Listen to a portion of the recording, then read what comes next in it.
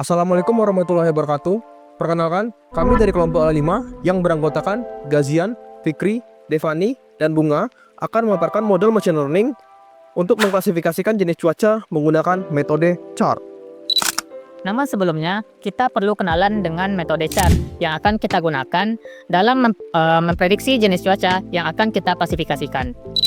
Algoritma chart atau classification and regression tree ini merupakan sebuah model machine learning yang digunakan untuk klasifikasi dan regresi.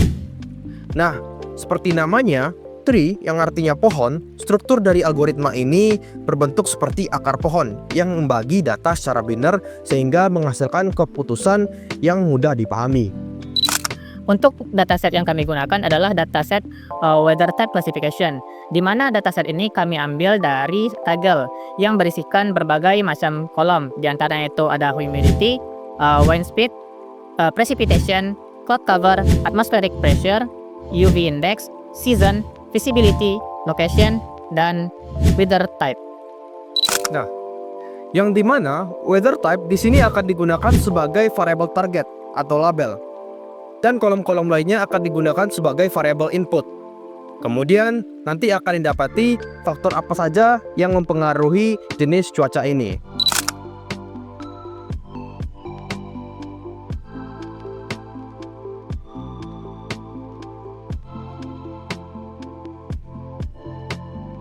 Di sini ada visualisasi fitur importance dari model. Hasil utamanya adalah temperatur dan visibility yang bernilai sama, yaitu 0,183 adalah dua fitur yang paling berpengaruh.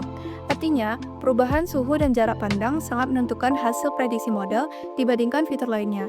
Sedangkan pengaruh berikut adalah atmospheric pressure dan UV index.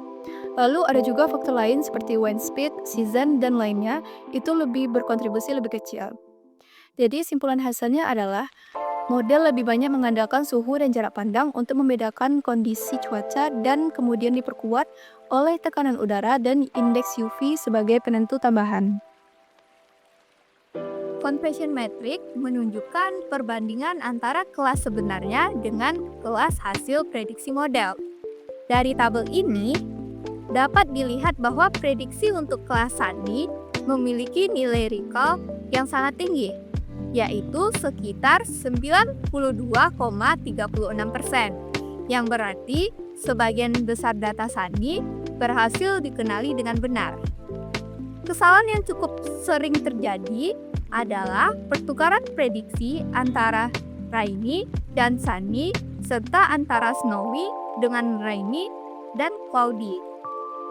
Sebagai kesimpulan, secara umum, model chart yang digunakan telah menunjukkan performa yang cukup baik. Meskipun demikian, masih terdapat peluang peningkatan performa, terutama pada kelas snowy, agar nilai recall dapat ditingkatkan.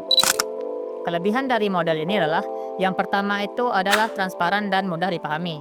Selanjutnya, model ini dapat melakukan seleksi fitur secara otomatis. Dan yang terakhir itu adalah pemrosesan data minimal, yang artinya kita tidak perlu melakukan normalisasi terhadap data. Kekurangan dari model ini adalah yang pertama, akurasinya masih mencapai 70%, yang artinya masih terdapat 30% error. Nah, untuk mengatasi hal ini, mungkin dataset bisa ditambahkan. Kemudian selanjutnya, model ini masih sulit membedakan kelas-kelas yang mirip-mirip atau overlapping. Kesimpulannya, model ini cukup baik sebagai dasar, namun belum optimal untuk penggunaan di aplikasi nyata karena membutuhkan presisi yang tinggi. Mungkin sekian pemaparan model yang kami buat. Apabila ada kesalahan informasi, kami mohon maaf. Billahi taufiq wal hidayah. Assalamualaikum warahmatullahi wabarakatuh.